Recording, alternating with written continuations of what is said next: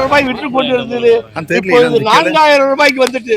இது பன்னாட்டு நிறுவனங்களுடைய செய்தானே தவிர விவசாயிகளுடைய பாதுகாப்புத்துறை அதிகாரிகள் விவசாயிகளுடைய நிலத்திற்கு வந்து விவசாய நிலத்தில் ஆய்வு செய்து இவர்கள் அறிவித்திருந்தால் எங்களுடைய விவசாயிகள் பயிரிட்ட பயிர் சரியில்லை என்று கூற முடியும். ஆனால் விவசாயிகளுடைய பயிரிட்ட பயிர்கள் அத்தனைக்கும் நன்றாக தான் இருக்குது.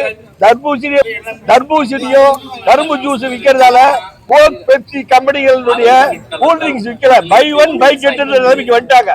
ஆகையால ஒரு வதந்தியை கற்பித்து விவசாயிகள் பயிரிட்ட தர்பூசணியை இது போன்று செய்துள்ள, அதாவது இது போன்று குறை கூறியுள்ளார்கள்.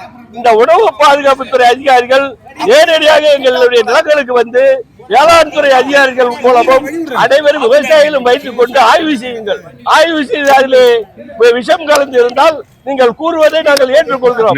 ஆனால் ஏதோ ஒரு பகுதியில போய் ஒரு கடையில் இன்ஜெக்ஷன் அதாவது ஊசி போடுறோமா, விவசாய கூலி பறிக்கிறீங்க ஆள் கிடைக்காத ஒரு தர்பூசணிக்கு ஒரு ஏக்கர் வந்து 20 டன் விளையுங்க. 20 டன்ல ஊசி போடுறதா இருந்தா 50,000 ரூபாய் வேணுங்க. விவசாயி விற்கிறதே 50,000 தான். அதுல போய் ஊசி போடுவானா?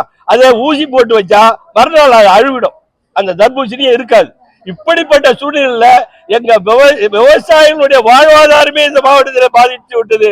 ஆகையால அரசாங்கம் இதற்கு ஏதாவது நிதி உதவி, தர்பூசணி விவசாயிகளுக்கு நிதி உதவி செய்ய வேண்டும். மாவட்ட ஆட்சியர் இதை வந்து ஆய்வு செய்து, அதுவும் உணவு பாதுகாப்புத்துறை அதிகாரிகளோடு வந்து மாவட்ட ஆட்சியர் வேளாண் துறையினர் வந்து ஆய்வு செய்து எங்களுக்கு எங்கள் விவசாயிகளை காப்பாற்ற வேண்டும் இந்த மாவட்டத்தில் என்று கேட்டுக்கொள்கின்றோம். இன்றைக்கு எங்களுடைய நாங்கள் எல்லாம் வாழ்வதா சாவதா என்ற நிலைமைக்கு வந்துள்ளோம்.